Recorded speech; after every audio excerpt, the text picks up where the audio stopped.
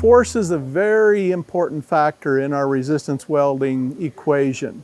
Force is what brings the parts to intimate contact because this is an electrical connection. But force also affects the resistance in our resistance weld. It's how hard that material is pushed together, how easy that electrical current flows through that connection. This is resistance welding. We have to have a certain amount of resistance. And force is one of the big factors that affects that resistance.